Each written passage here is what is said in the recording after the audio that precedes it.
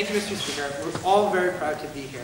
Since this is a final round at Harvard, we're going to talk about an interesting and counterintuitive question in political philosophy. We're going to argue today on side government that wealthy liberal democracies who have the means to do so should pay for a means-tested right to emigration from their society. So let me make it clear how this works. If they're below some certain poverty line where we think they don't have the means to emigrate from society, the government should provide them like their travel fare and a short-term living stipend. But I want to be clear that when they accept this offer, they forfeit their citizenship, and if they want to get into the country again, they have to reapply for citizenship through the normal process. Are there any questions? Can the people emigrate anywhere at all, like in the most expensive means possible? Like, you know, sure. Sure. Okay. I don't know the answer. Okay, with that said then, we have three arguments today. First, on our side of the House, we believe that the right to leave is essential to the social contract. We believe on our side of the House that what distinguishes liberal democratic societies is that they're based on the consent of the government. And that the government doesn't have the right to impose any obligations on you or any burdens on you unless you've consented to them. Now, the way that the social contract works is we consent to have the government exercise laws in a system that allows sometimes for laws with which we disagree, as long as we think the general scheme of laws is legitimate. Now, most people in our society are consenting in a meaningful way. Why? If they don't like the social contract that they have in the United States of America, and they're upset with the way our government's treating people, they can flee our country. They have the, no thank you, they have the financial means to emigrate. But the poor in our society don't have this means to emigrate. So they're forced in our society to go along with whatever our government says and accept our social contract. At that point, they haven't, in a robust and meaningful sense, consented to our laws. They've been coerced into our laws, and they're caged in our society without their consent. At that point, we think the social contract is not being fulfilled because the government can ask them to pay taxes, ask them to risk their life in the draft, and they haven't meaningfully consented to this. Our laws, I'll take you in a second, are only legitimate insofar as people consent to them. Go ahead. It seems like you're confusing the laws in this country and their social contract, right? You talk about things like a draft or whatever.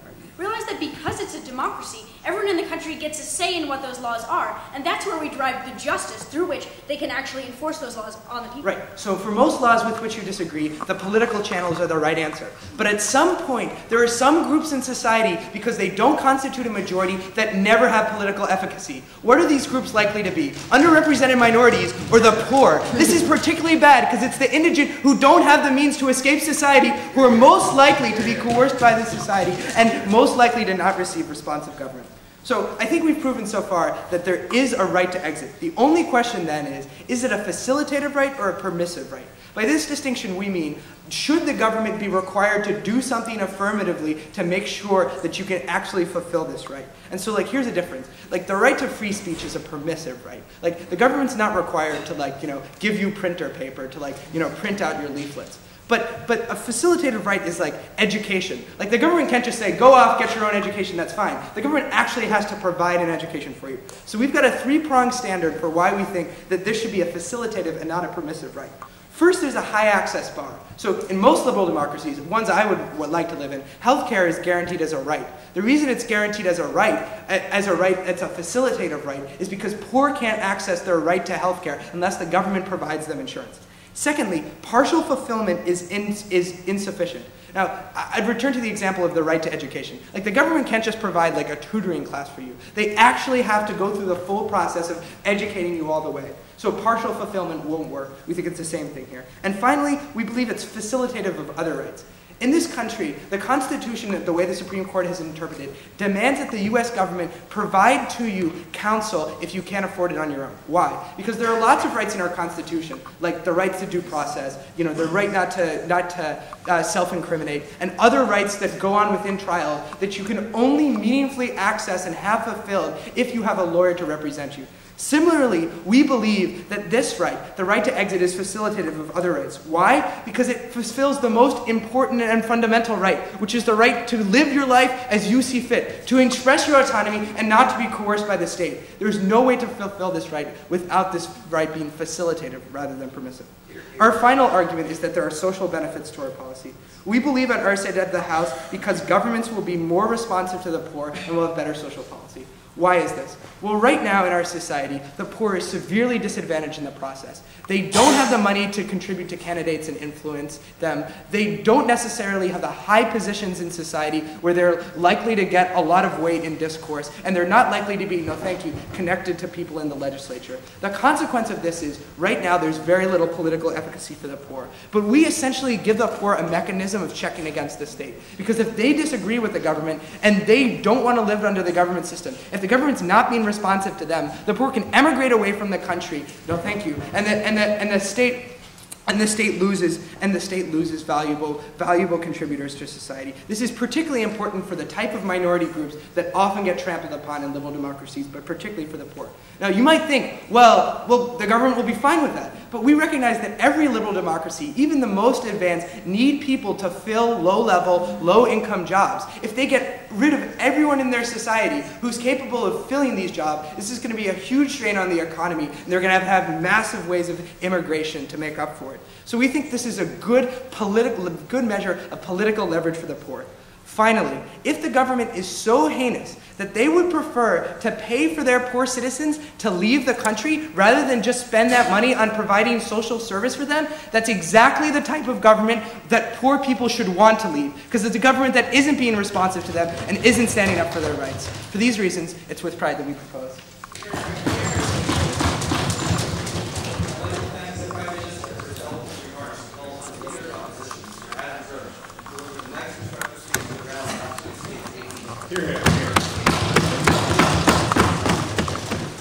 Okay, well, of course, thanks to everyone here, to SciGov for an interesting case, to Harvard for an excellent tournament. Of course, thanks to Michelle.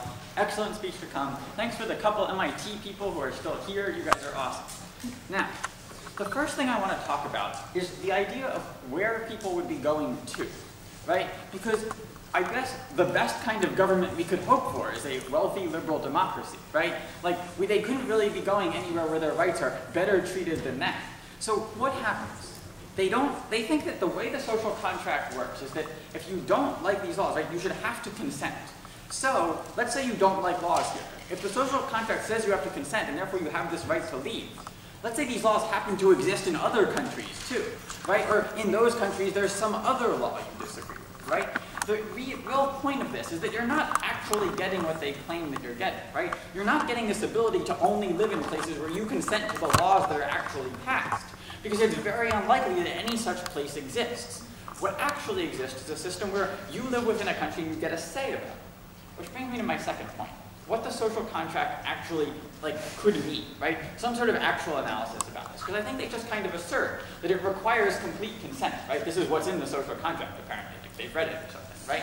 Look, the idea of the social contract is that you give up your rights in order to have a functioning government, right? There's all sorts of different constructions of social contract, right?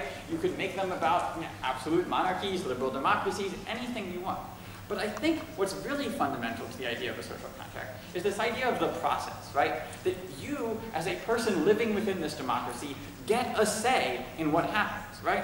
Now, they talk about small groups or the poor, right? And it's one thing if they're actually being disenfranchised, right? But these are groups that actually literally do have the ability to have this power, right? And I think it's good to have policies that give them more power. But at the point where they're leaving for another democracy that's probably no better, right? The result is that they don't gain any political power in the process itself. At the point at which they do have some political power, do consent to the system that establishes the laws, I think they have given their consent to the outcome. Sure. Adam, why do you assume that everyone wants to live in a wealthy Western democracy? I mean, might not, right? I understand, right? They might not be living in the country that has a government type of their preference, right? But I don't think you get that on your side of the house either, right? Because no one has this kind of infinite range of government types to pick from, this kind of infinite range of laws to pick from, where they could just by emigrating achieve the kind of society they would like to live in. If you think any sort of government in any situation is just at all, you have to recognize that it's just even for people who disagree with some of the laws it passes, with some of the systems that it has, right? Now, okay, I think I made that. Then, I want to talk about what you feel about your country and how this will change how people think of it, right? Recognize that if you can leave whenever you don't like what's going on, right? And while they might think about this as you leaving because you don't like a result of the political process, this could also be you leaving because the public schools are pretty bad, right? Or you leaving because the economy's in a recession, right? At the point at which you have the ability to leave, no matter what happens, then the result is that you don't have an incentive to make your community better, right? You don't have an incentive to think long-term about the betterment of the society that you're in. Your children don't necessarily have to live there, right? You don't necessarily have to live there. So you become less attached to the country you're in, to the government that you're supporting, and have less of a motivation to actually think for the good of society rather than for the good of yourself. Which means all the decisions reached by the political process are less legitimate, right? Because everyone's simply voting in their own self-interest and their own immediate self-interest. How do people vote now? Like, for many different reasons, right? That included, and also what they feel is right. Like, they take multiple things into it. Okay. But going back to case, right? Because I don't think they actually say all that. They say, well, the right to leave is essential to the social contract because consent is important, right? But what I'm telling you is you don't get consent either way, right? No matter what, you're in some government. You have a limited set to choose from. Let's say some countries combine and we have fewer governments. Does that make every government on earth less just? Because now there are fewer options? I don't think that makes any sense. I don't think the idea that you have to consent to every law could possibly be upheld in any sort of reasonable universe. Right? They say this is something the rich can do but the poor can't, right? Like, that's true to some extent, right? But that's not an argument for why it's a right, right? What the point is supposedly that this right is essential for like the philosophical nature of the social contract. The fact that you can do something if you're rich but not if you're poor doesn't mean you have a fundamental right to it. And they say there are groups that are ineffective in politics, right? And I think here a lot of case-by-case analysis is really necessary, right? If they're ineffective because of some sort of systemic problem with the political process, then something should be done. But allowing them to leave doesn't make them effectual in the political process, doesn't make their government any more fair. But if they're just ineffectual because they're a very small group, right? Or because, they just don't care enough to come out and vote, I don't think that's actually a violation of their rights, right? I think that's a situation where they don't get the outcome they want, but I don't think you necessarily have a right to a particular outcome. Then they say, well, is it facilitative or permissive, right? And of course, this assumes their first argument. Look, they say they have this three-pronged standard, and they then list the three prongs and show that they meet them. They never justify these three prongs, right? They just assert that these three prongs must do it. They don't even attempt to justify these three prongs. So I have trouble justifying spending any time responding to them. But look, sometimes they meet them, right? And obviously none of these standards are actually definitive, right? A high access bar, well, exactly how much, right? Does it become a fundamental right at $20, $100, right? Exactly what point does it become a fundamental right the government has to provide for you? Doesn't make any sense, sure. Okay, so presumably there's some things that we call facilitative rights, like right to an education, right to a lawyer. What standard would you use to determine the difference between permissive rights and facilitative rights? Ours is pretty good. I think what you can look at is, first of all, is this something that's available to people in society, right? Not can they do it, right, as a practical matter, but do they have the right to do what actually results in this? But I think you can also just look at some sort of practical outcomes, right? You can take into account reasonability within society and whether we recognize look, rights within legal constructs don't always come from philosophical bases, right? Sometimes they come from a practical necessity. Right? We have a right to a lawyer, right, that must be provided by the government just because we don't trust the outcome of our government's legal process. If the legal process was good enough that it would give a just result without that, right, then, fine. And they're right, to some extent, this gives them their third one, right, the facilitation of other rights. But look, they then say the right this facilitates is the right to live as you see fit.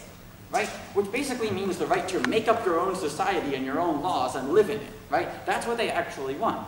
But at the point that you're not getting that anyway, when you go to another country, then I don't see how they could possibly be facilitated. Finally, they talk about social benefits, right? the poor can get this better situation, right? Except if I were a country that was like in a society where many governments had this, I would particularly make sure that there wasn't an incentive for all the poor people in the world to come to my country, right? It seems like you particularly want to make a disincentive for lots of poor people to come to your country, right? Also recognize that not other countries aren't necessarily going to take the people who want to emigrate. So you're not going to have this real effect. What you're going to have is a situation where people think that they're getting their rights because you could just leave, when in actuality that doesn't really work. They say every democracy needs some people to work in low-wage jobs or something like that, right?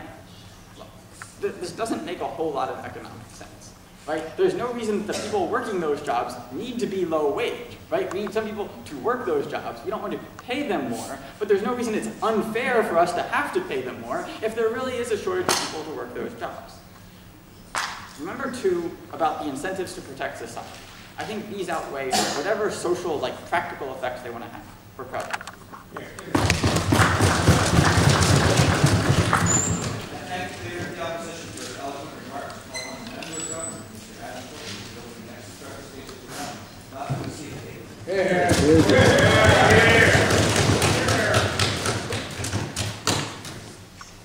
This case rests on a very fundamental, very simple argument. First question, can liberal democracies force their citizens to stay there? That is, can they behave like North Korea and put a gate around their walls? I don't think we ever heard an argument from Adam in the last speech why they can behave this way. We would all think it would be totally unacceptable if England suddenly said, you can't leave. If you're upset at the process, you can't go at all. That you have to stay here at all costs. We don't think that's the case. I can leave for any reason I want because I'm well off to do so. If I actually want to move to Canada because I'm so pissed off that Bush won the election or I disagree with the Vietnam draft, I can go ahead and do so. The question then becomes the secondary question. Why is this the right that only the wealthy have? Why is this a right that only the wealthy should get? And what we tell you on our side of the house, there's a reason that this is a right specifically that only the poor need. Because they're the ones that can't change the process. They're the ones that can't affect change. And they're the ones that need this right to go. If you think that the right to liberalism means that the commitment to liberalism means you get to pick your own outcomes and pick your future, you know that it means that the poor people need this right. And that's why we're proposing. That said, they've got 3 independent points. The first point we get is, where would they go, where could they possibly go that would be better off because liberal democracies are so great? And this is where he's like, look, America's pretty great, Western Europe's pretty great, these people are doing pretty well. Now that's true for the vast majority of us, but I have 4 responses to this. The first response that I would have is that some people don't believe in the concept of liberalism, right? And for them having to be stuck in a liberal democracy is just as shitty as me having to be in Saudi Arabia. You know what would be the perfect system? If the people that were born here that wish they lived under Shia law had some sort of exit option so they could get back to Shia law. And here's one thing I'll tell you. I bet you Iran would take people in if they said, America has an awful legal system. We prefer your legal system. These people's preferences would be satisfied if we had this policy, right? Not everyone believes in liberalism. Sure. But you don't have an infinite set of options from which to find your ideal government, right? The reason why we talk about democracy is because it gives people sort of the best approximation to that infinite choice. If all the people in the country, or a majority of the people, want Sharia law, they can vote for it. Okay, here's the problem, Michelle. All of your arguments assume people get a majority, but what we're telling you is that there's maybe 0.3% of the population in the United States that's Muslim and wants Shia law. And it doesn't make sense to say that they're stuck with this legal regime that they're never going to change. They can picket and riot all day long to say that women shouldn't be allowed to drive cars in America. I doubt it's going to happen, right? That's just not the way the world works. And then even if it's the case that we can't satisfy an infinite number of preferences, a commitment to liberalism means we have a commitment to trying our damnedest, right? It doesn't mean that we give up the game because we can't make everyone perfectly happy. But if we tell you we can make more people's preferences satisfied, that's a huge victory for us. The second reason, however, though, that people could be better off is that if it was a particular ideological cause that made you upset, countries might take you in for that, right? Let's say that the reason I want to leave is the war with Iraq. A country that really hated the war in Iraq would have incentive to take me in, even for no other reason to slap the US across the face, right? Which means that countries with similar ideological commitments to you often would feel a kinship towards you. If there's a country that felt a particular way about a religious issue or political issue, they'd be more likely to take you in. The third response, however, is that there's countries with declining populations that actually have an incentive to take people in. And they actually want more people in many cases. Germany needed to take people in during the 1970s, and they brought them in from Turkey because they simply didn't have enough people to fill their jobs because of their declining populations. Which leads them into my fourth argument. Even if they're not highly skilled, they speak English in many cases, and as a consequence, they're valued for that reason. Which means Germany prefers them over Turkish people that don't speak English. And if they don't speak English, Mexico might want them back because they constantly complain about the brain drain, right? These people might be wanted, sure. Okay, you set your case up about a hypothetical liberal democracy. Let's say that, for example, all there this applies wasn't to a Europe. country that had Sharia law, or that, valued people who spoke English. Would these governments all of a sudden become unjust because no option existed? No. So here's the final argument, which is what your government owes you it can't force laws upon you. If nothing else, what we show these people is that this is their best bet, so you better stick here to make it work, because right now they just think the system's illegitimate. If we send them the message that, look, we're willing to let you go if there was someone to go, but no one will take you, all that it does is send the message to these people, I've got no other options, I should work within this system. And if that does nothing other than to make these people feel like their rights are being more fulfilled, that means we get all of the benefits at an even lower cost, which is incredible, right? People feel like that they're better off in their country. They feel like the country is more respecting them because they aren't abusing them and saying that you have to stay. Instead they say, if you want to be anywhere else, you're welcome to go. We'll pay for the ticket. That's showing them a degree of respect. All right, the next thing they said is what the social contract can be. And I love how we went straight for the APDA argument of, have you read it, right? I mean, obviously the social contract isn't a written thing, but what the social contract is more important, and this is what I want to say, is that these countries are liberal democracies that we're talking about. But being a liberal country is more than just a set of characteristics. It's more than just countries where you can vote or exercise other rights. Being a liberal democracy is a commitment to an ideal, and that ideal is what's important. What is that ideal? It's the fundamental belief that people have a right in choosing their own destiny, and that individual actors are important agents, and that their preferences should be attempted to be satisfied when possible. What liberalism means is that we don't let the government make unnecessary choices for you. What's the biggest choice ever, though?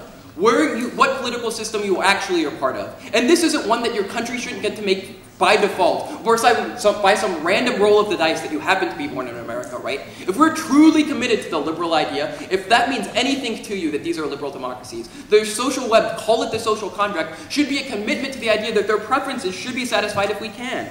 That said, the next thing that we hear is that the poor people aren't better off. And what we hear is, look, if you have the exit option, you're never going to be really fully invested. And if we tell these poor people, look, you're welcome to leave at any moment, then they're never going to really care, and they're just going to be voting in their own short-term self-interest, as if other people vote in some drastically different way. But then, and that they're only going to care about this, and the second something goes wrong, they're going to bail. Here's why this doesn't make any sense, though. Because the rest of the population right now that could leave typically doesn't, right? Even people like me that are incredibly angry at Bush and hate the war in Iraq and think that it's an awful administration don't just go up and leave. And it also doesn't mean that it's the case that, since I could leave anytime, that I don't care about the political process, right? It's not the case that I'm just like waiting around to see when my government pisses me off enough to leave. And I think most of you are probably wealthy enough to leave if you wanted to. And you're not just sitting around feeling uninvested in your community because you're thinking, the second I don't like it, I'm going to pull the trigger and get the hell out, right? That's not the way we think. What we think is, I'm going to do my best to make this the ideal community. If I still come up short, if I'm still oppressed, maybe I should go somewhere else. And that's what's important.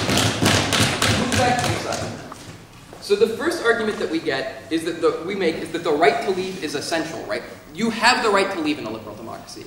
We get no response to this. You do have the right to leave, right? The United States would be unjustified in putting walls around its borders and saying no one can leave and acting like a police state. We got no arguments to that. I think that this is important. The next question, however, comes up is it a facilitative or a permissive right? And this is where we give you a three-part standard. And the response that we get is that we never justify these prongs, okay? I think that this is actually pretty interesting because here's the argument he made earlier, right? The argument he made earlier is that there's a lot of case-by-case analysis that we can do, and if the government's abusive, that we can just correct those abuses so we're not systematically hurting poor people. Then he makes the next argument is that the reason that we provide lawyers is that we don't trust the government, right? Okay, so we need some sort of facilitative right to be a check on the government because we don't trust the judicial process to check the poor people's rights. But then he makes the argument that we do check the political process, where it's like politicians, not judges, to not abuse these people, right? This is the corollary check to make sure that you have political rights in the same way that you have judicial rights. By recognizing that that's important, he's committed himself to an ideology that buys into our system. Now here's why the three prongs are important. What we tell you is, look, that there's some things that are rights that we don't pay for and some rights that we do pay for. How do we tell the difference? You know, he agreed that there's some rights that we pay for. So as a judge, you have to ask yourself, how do we tell the difference between the two? What we tell you is the way that we tell the difference is that this right isn't just a right that's important in and of itself, but affects other rights in a really important way, right? Your right to a lawyer makes it so that you have a right to a fair trial, that you're not abused by a judicial process. Your right to education makes it so that you can exercise all of your political participation rights, your right to free speech, know about your legal rights, all these other things, right? They're all rights that get us something more, just like health Medicare. This is the unifying feature that they have, is that they're not free and that they actually get us other rights that are important. Tell me why that's not an important standard. Don't just say that we didn't justify it. Tell me why that's not a good standard. Don't shift the burden. This is the standard that people use, and we think it's an excellent one, because what it's saying is that governments don't have the right to, by taking away one right, to take away all of your rights, right? If a government's going to violate a right, they need to do it one by one and not by one fail swoop and writing them all off. Now, drop down to our third point about social benefits. And we say that there's all these important social benefits. And he says, look, it might be the case that people will just think that their values are fulfilled. That's a huge benefit, though, right? It might be the case that people just feel like the government respects them more. But if nothing else, then we can get people thinking it's a little legitimate government. The final thing that he attacks about is the idea of low wages. And he says, these wages don't have to necessarily be low. What's interesting, though, is we agreed that they don't have to be low. They're low now because people have no other options. What we told you is the way to raise these wages is by giving people other options so the government has to stay competitive. We're the ones that provide the mechanism for them to be low. They support the status quo, and he tells you in the status quo the wages are low. How do they change on their side of the house? We gave them the mechanism for change. Poor people are better respected, have more rights, and they can actually exercise their political efficacy. We propose.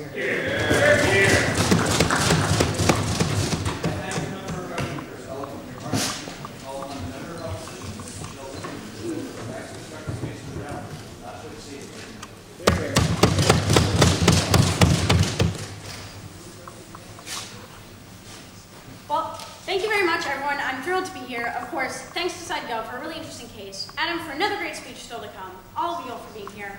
You guys are great. I want to start out with this sort of like overview that we hear from Chilton. I was really surprised to hear one. So he says, first of all, can liberal democracies force people to stay? And, you know, since clearly they can't, why do only wealthy people have this right to leave? So he makes this argument sound really rhetorically convincing because he gets really angry when he says it too. But I'm going to say something with basically the same logic behind it that I think is much more absurd. And I'm not going to be as angry as Chilton, but I think you'll see why his logic is wrong. It would probably be oppressive for the government to ban yachts, to say that no one was ever allowed to buy a yacht ever again in the country. But poor people can't get yachts.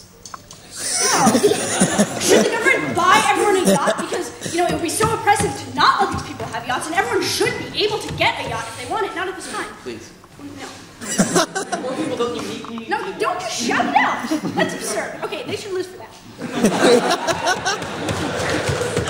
think that ultimately, they make a lot of points with grandiose philosophy, and then try to collapse them onto practical arguments, but I think that their philosophy is not really clearly warranted.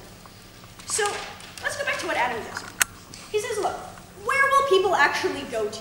All of their great philosophical arguments about how it's great to have, you know, the perfect country that matches exactly the kind of philosophy that you think a legal system should have, just, like, makes no sense when you realize that you can't always find that country. That ultimately, you know, whether or not your country is just shouldn't depend on whether or not a country like Iran exists. Right? That doesn't make any sense. I think a country can operate in a fundamentally just way, regardless of sort of the external options that exist in the rest of the planet, right?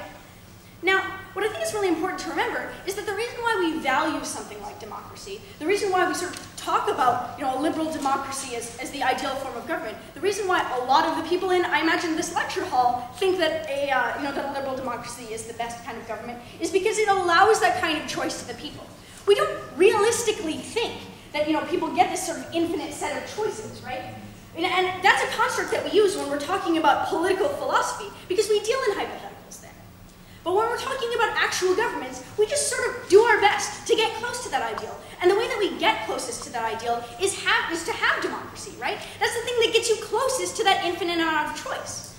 Now, simply shipping those people off to somewhere else just doesn't solve the problem, right? You could ship them anywhere. That doesn't mean their option exists. That doesn't mean you achieve that sort of self-actualization of all their goals and ideals, right? The only way that you achieve that is by having some sort of democracy, which you're not restricting from them, right? A liberal democracy is providing them that choice. So we hear 4 responses, allegedly, to Adam's point, which are, about a lot of sort of specific practical things. Like, we heard a lot about Germany, and people speaking English, and Turkish people. But wait, we're in this hypothetical liberal democracy, and I don't understand why, whether or not people speak English should be, 2 of your separate responses to my point. But, not at this time. But he does tell you some things that do make sense in the general. That, some people don't believe in liberalism. That what if they really want to follow Sharia law? I think ultimately the bottom line here is, Iran, Syria doesn't necessarily exist. They can't necessarily go to somewhere that does that. I think if people ever want to achieve that kind of thing, the way they're going to have to do it is by working within some sort of democracy, by telling that government that this is what they want. Sure. Why can you use examples using yachts and I can't use Germany and Syria? Because I think yachts generically exist, but your 3rd and 4th responses are, what if you want people to speak English in your hypothetical liberal democracy? It's not really an argument. What? Okay. So, great. The second thing that Adam talks to you about is the social contract. And Adam mocks this a little bit. He says, they're just making that APDA argument, right? You haven't really read the social contract. But the reason why we make this is because a lot of people on APDA sort of misunderstand when we talk about the social contract that there isn't sort of one enshrined one. It's not Locke's social contract. It's not Rousseau's social contract. It's the concept of a social contract, and they've been asserting things that they're so sure that the social contract says. There must be absolute consent. You must love everything that your government does. Not at this time. And those things just simply aren't necessarily part of a social contract, but we think the best way to uphold sort of the best potential social contract would be to have a democracy, and you're not keeping that from people. Now, Chilton tells you that you have this commitment to an ideal as a liberal democracy, that people have the right to choose their own destiny. So, I think if you agree with this, right, then you would say that being part of a dictatorship, sort of helping a totalitarian state to exist, would be wrong, because you think that it's good for people to be able to control their own destiny. But what they're endorsing on their side of the house is a liberal democracy paying for people to say, move to totalitarian states and encourage their existence, help out those other governments. So, I think here their logic sort of turns back in on itself, right? If you really believe that these people have a right to choose their own destiny, then you're not doing them any harm by offering them a democracy through which they can choose their own destiny. So, the third thing that Adam talks about is how people will sort of feel about their own country. And they miss a really important thing that Adam talks about here, the fact that people aren't just leaving for these sort of grandiose ideas of what the most just political system is or something like that. They could leave easily because the economy's in a recession and there's another country with a better economy, right? Or because, the schools aren't doing so well. Maybe, any sort of number of temporary factors. And I think when you look at what happens when people can just sort of leave on a whim because there's a downturn in the economy, anything that's going badly in that country can be greatly magnified, right? How bad would the economy get if, suddenly half the population was I'm just, I don't care about this anymore. I'll just leave, right? That causes tons of problems. Sure. We've gone through many recessions and depressions in this country, and as we said, 80% of the population can leave now. They chose not to leave because they're invested in the country and they care about it. Sure, right, and this is the response that Chilton does make here. He says, look, he didn't leave even though he hates the Iraq War, even though he hates President Bush, right? Well, that's because, he doesn't get to leave his entire family, right? He doesn't get his family and himself, all their travel paid for free, right? He would still incur some costs. It's not as though it's totally facilitated by the government and made incredibly simple for you. I think you would get a lot more of those 80% of the people leaving when the government said, we're going to make it super easy for you, right? I think clearly the incentive structure would change. So going back case side, the first thing that they say is, the right to leave is really essential. Of course, and they remind us again, no, it's still a police state, all these sorts of things. But I don't think they heard Adam's response, right? Which is that you don't get total consent to everything the government ever does on their side of the house anyway, right? Wherever you ship these people to, they're not necessarily going to agree with everything that other country does. And all of their philosophical benefits about how you really deserve to be in a country where you think the government is 100% perfect and always makes the best decision just doesn't ever happen, right? I've been over time and time again the reason why we have why we value democracy at all. It's sort of the best approximation to that infinite choice. And if you think that's good, then you can only get that on the side of the house where you don't ship people off to dictatorships and things like that. Now, they talk again about, is facilitative or permissive right. Obviously, in order to even give this point any credence, you have to, sort of believe that it's a right at all in the first place, which we don't, obviously. But we'll pretend to talk about it. Right? Now, sure. You don't think that people have a right to leave in liberal democracies? I don't think that it's a fundamental right which we should always sort of pay people for, make it like this super duper thing, right? I don't think that it's the kind of right that they're talking about, right?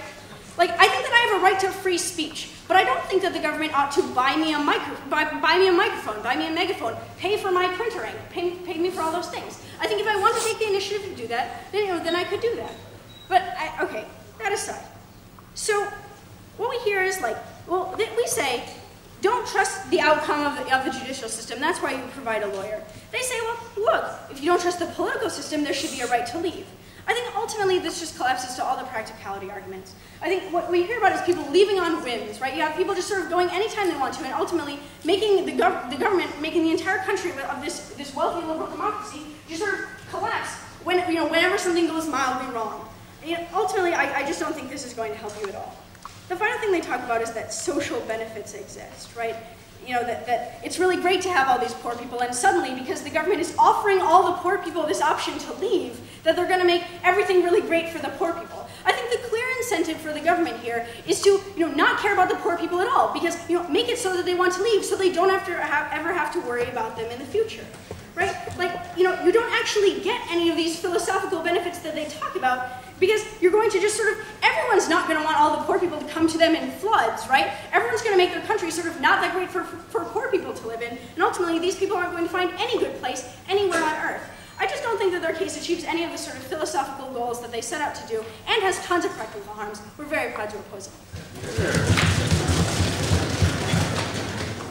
I thank the member of opposition for her eloquent remarks. I would like to recall the leader of the opposition, Adam Groce, who was the first result speech of the round, not to exceed 4 minutes, reminding him of everything he was. Okay, well, of course, thanks to everyone here. I think it's been a good round.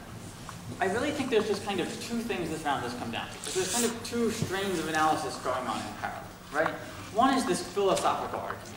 Is there some sort of basic right to this? And the other is this kind of practical argument, right? What are the social benefits on each side? So I want to start with the practical argument, right? Because they base all of their analysis on a fundamental assumption, right? That consent is necessary for a government to be just, and not just consent to a process or participation in that process, but consent to the actual kind of society you live in all its basic mechanisms, right? Now, I don't think this fundamental idea makes any sense, right?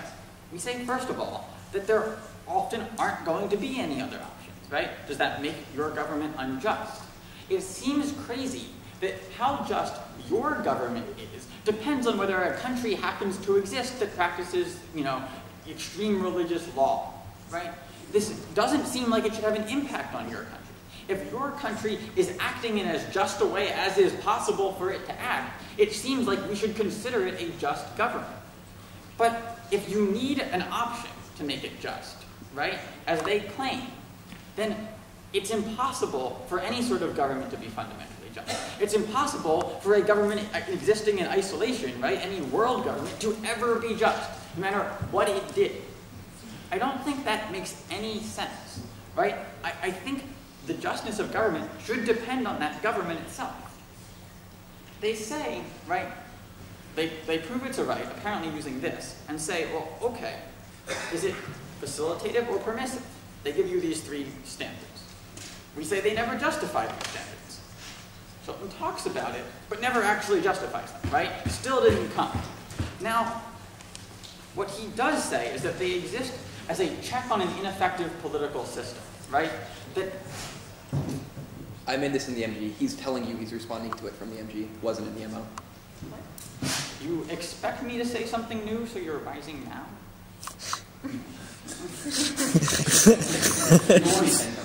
All points of order will be conferred on unnecessary by everybody. Okay. So there was actually some in this scenario, but regardless of that, right? What he tells you is it's a check on this political system, right?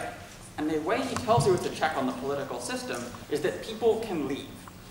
So given that that basis for this assumption, right? Let's go back to what we say about practical differences. We say there aren't necessarily going to be any real options, right? They think the poor people, to get away from like this bad situation where they're all poor, can move to those those countries where all the unskilled jobs pay really well, right? Or at least the competition that they could do this will make your, unskilled jobs pay better. If you're in a country where unskilled jobs that don't take these kinds of training pay really well, are you going to open your immigration system to poor people? So this actually is the new response. Adam makes this argument about low-income workers and how wages won't be raised in MG, and there's no response to that. I actually made this in LOC. I don't know if it was tagged as a response to this MG argument, but I made it in LOC. I'm pretty sure it was in this rounder. Look, we tell you that people, that countries in this kind of situation aren't going to want to let poor people in because those poor people are a burden to their country, right? That they're going to have this incentive. In addition to not letting them in, there's going to be an incentive for countries to structure themselves in a way that is less inviting to poor people, right? That there's actually going to be this competition, right? If your country becomes really good for poor people to immigrate to, then they'll all come, and that's bad. Now, we also say they'll leave for other reasons. They say, well, you're attached, this won't happen, right? People would never immigrate for economic reasons, right? Why would that occur? It just doesn't make any sense, right? Look, there are lots of other reasons that people can move. We talk a lot about the problems that this creates for society. Now, if they're allowed, then we have all these problems. And if they're not allowed, then they lose everything that we talked about in the first point, right? Because this only makes any sense if they have all these options available to them. So I don't think they actually gain what they're saying. I don't think there is this fundamental right. And I think it's pretty clear that as a practical matter, it's definitely not in the interest of anyone. We're proud to oppose.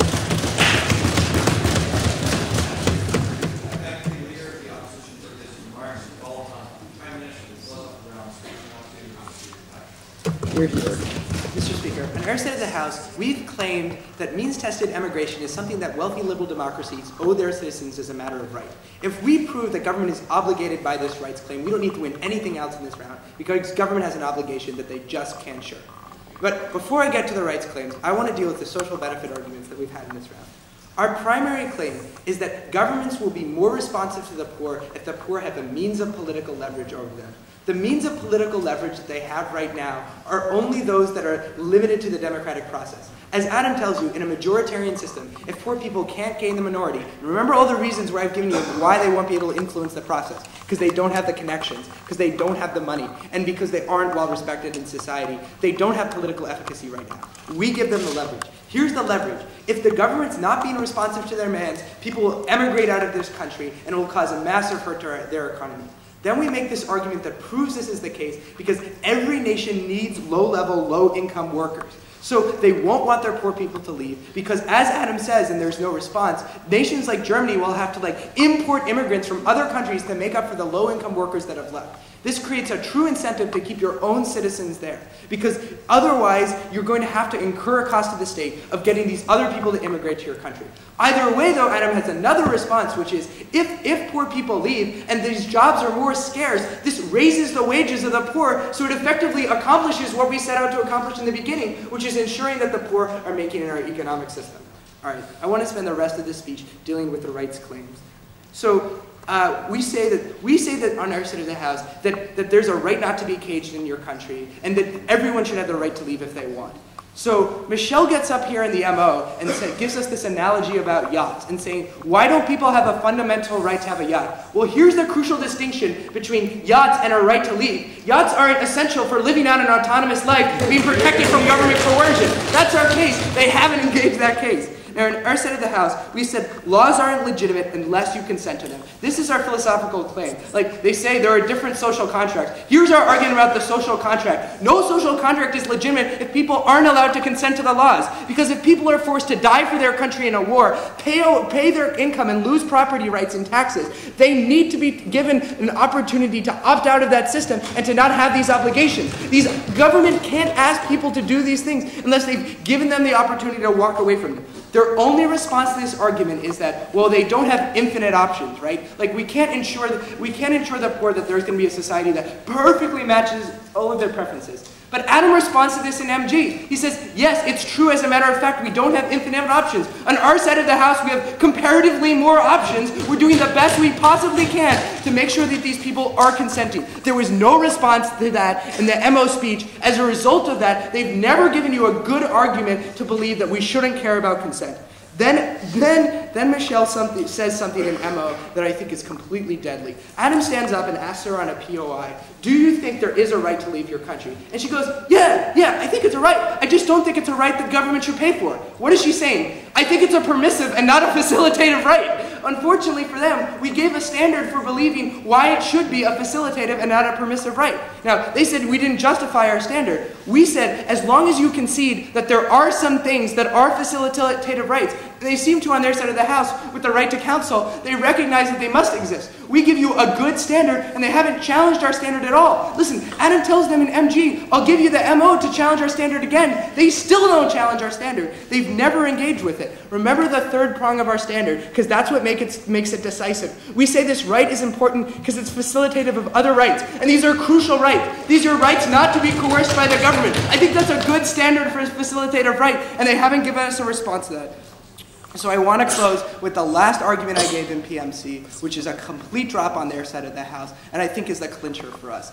If the governments are the way they say they are, if governments would really prefer to pay all their poor people and all their disenfranchised to leave society rather than actually responding to their needs and providing them social services, these are the governments that are so hateful that people should leave them, and they deserve the right to leave them, and they've never told us otherwise. It's with pride we propose.